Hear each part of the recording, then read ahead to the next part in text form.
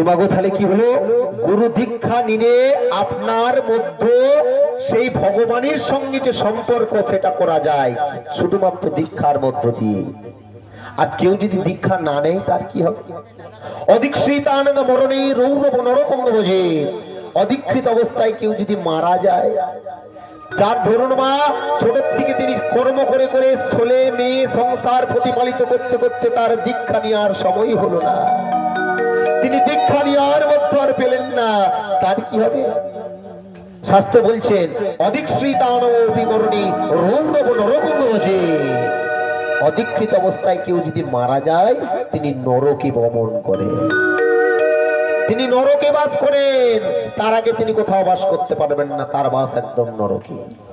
আবার মৎস্য শক্তি এও বলেছেন অদীক্ষিতানমর্তানম দশমসে নবরাননে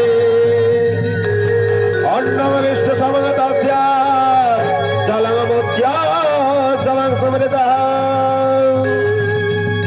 তো মাগো বলছেন অদীক্ষিত ব্যক্তি যদি দীক্ষা গ্রহণ না করে তার হাতের যে অন্ন বিষ্ঠা সমান, পায়খানার সমান, আর জলটা মূত্র সমান। মা আমি বলছি না, মৎস্য সূক্ত বলছে। অতএব যদি কেউ দীক্ষা গ্রহণ না করে থাকেন তার অবশ্যই কর্তব্য দীক্ষা গ্রহণ করা। দীক্ষা নেওয়ার ফলেই কিন্তু আপনার সেই গুরুদেবের কৃপা সান্নিধ্য লাভ হয়। মাগো ধর্ম কি? এই দীক্ষা নীতি গেলে ধর্মপথে চলতে হবে। ধর্ম কি না? ধীধাতুর মনপত্তে কৃতে ইতি ধর্ম পদং নিষ্পত্ততে। ধর্ম হলো ক্ষমা হি পরমং ধর্ম, ত্যাগ হি পরমং ধর্ম, দান্ত্র হি পরমং ধর্ম। তাহলে দান যদি পরম ধর্ম হয়, ক্ষমা যদি পরম ধর্ম হয়, সেগুলো তো আমরা করতে পারি না। তো এক রাজা ছিল, ভগবান শ্রীকৃষ্ণকে অর্জুন মহারাজ বলছেন আমার দাদার মতো বড় দানী এ জগতে আর কেউ নেই, আমার দাদা যুধিষ্ঠিরের মতো বড় দানী এ জগতে আর কেউ নেই। তুমি বলছে বলো কি, তোমার দাদার মতো বড় দানী আর এই জগতে কেউ নেই? বলছে না। বলছে ঠিক আছে ধরো তোমাকে তাহলে পরীক্ষা করা যাক। বলছে ঠিক আছে চলো এই মর্তধামে আমরা যাব। তোমাকে কি হলো, ভগবান শ্রীকৃষ্ণ আর তার সখাদের নিয়ে ভগবান আমার চলিলেন মর্তধামে। ভগবান চলিলেন মর্তধামে। তোমাকে ভগবান এলেন মর্তধামে। মর্তধামে এসে কি করছেন? ভগবান এসেছেন, তার সঙ্গে অর্জুনকে নিয়ে এসেছেন।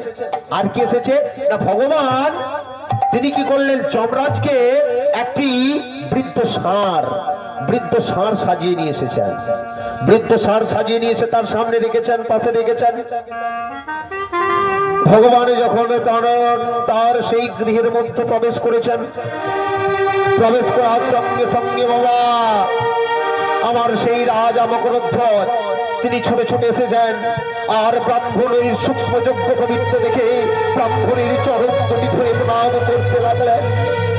আর প্রণাম করা মাত্রই তাদের করজনে বসার আসন করে দিলেন। এবং ভগবান শ্রীকৃষ্ণ অর্জুনকে দুজনকে বসতে দিয়েছেন সুন্দর করে। দুজনে সুন্দর করে বসেছে। মা ভগবান কি করলেন, ভগবান ব্রাহ্মণ যেহেতু ব্রাহ্মণের চরণ দুটি সেবা করে দিলেন, ধৌত করে দিলেন। যদি কারো গৃহে ব্রাহ্মণ যায় তার প্রধান কর্তব্য হচ্ছে চরণ ধৌত করে দেওয়া। যদি আপনি কোনো ব্রাহ্মণের চরণ ধৌত করে দিতে পারেন, আপনি মারা যাওয়ার পর, আমি মারা যাওয়ার পর সেই শুদ্ধ জলটুকু আমি পান করতে পারবো, তাছাড়া বেশি কিছু পাবো না। পাবো কোনটি? যেটুকু জল আমি মরে যাওয়ার পর যেটুকু জল পাবো সেটি হচ্ছে যেটুকু আপনি পিতামাতা গুরুদেবের চরণে দিয়েছেন। পিতামাতার গুরুদেবের চরণ ধৌত করে দিয়েছেন, ব্রাহ্মণ বৈষ্ণবের চরণ ধৌত করে দিয়েছেন, সেটুকু জলই আপনি পাবেন, তাছাড়া আর পাবেন না। তার জন্য যদি কোনো আপনার গৃহে ব্রাহ্মণ যায়, প্রধান কর্তব্য হচ্ছে ব্রাহ্মণের চরণ দুটি ধৌত করে দেওয়া। ও মাগো, ভগবান শ্রীকৃষ্ণ সুদামা এসে ব্রাহ্মণের একদিন চরণ দুটি ধৌত করে দিয়েছিলেন, চোখের নয়ন জলে ধৌত করে দিয়েছিলেন। তাহলে আপনার প্রথম কর্তব্য হচ্ছে ব্রাহ্মণের চরণ ধৌত করা। একটি পিতা তার কন্যার সুন্দরের বর্ণনা করছেন, সৌন্দর্য তার বর্ণনা করছেন। বাবা, একজন পিতাকে কোনোদিন তার মেয়ের সৌন্দর্যের বর্ণনা করতে পারেন? একজন মেয়ে খুব সুন্দর, তার বর্ণনা তার স্বামী করতে পারেন, তার পিতা তো করতে পারেন না। কিন্তু বাবা তার পিতা মোহবশে আমার যে কন্যা আছে, আমার কন্যা এত সুন্দর দেখতে, আমার কন্যার এই রূপ তিনি বর্ণনা করছেন, বই লিখতে আরম্ভ করলেন।